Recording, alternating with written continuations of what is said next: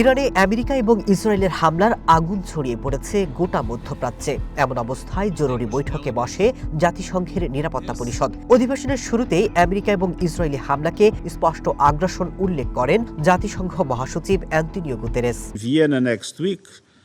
পরিস্থিতি প্রায় সমাধান হয়ে এসেছিল। এ সময় এই হামলা সে সুযোগ নষ্ট করেছে। এখন উভয় পক্ষের শান্ত থাকা ছাড়া আর উপায় নেই। চলমান পরিস্থিতি এমন এক উত্তেজনা সৃষ্টি করেছে যা যে কোনো সময় নিয়ন্ত্রণের বাইরে চলে যেতে পারে।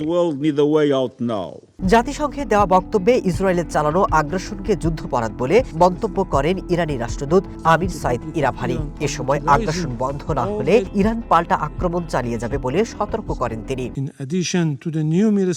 তারা এই হামলাকে কি যুক্তি দিয়ে বিচার করবে? এটি আন্তর্জাতিক আইনের স্পষ্ট লঙ্ঘন। তারা বেসামরিক মানুষ মারছে। এটি চলতে থাকলে ইরান তার পরের ধাপ শুরু করবে।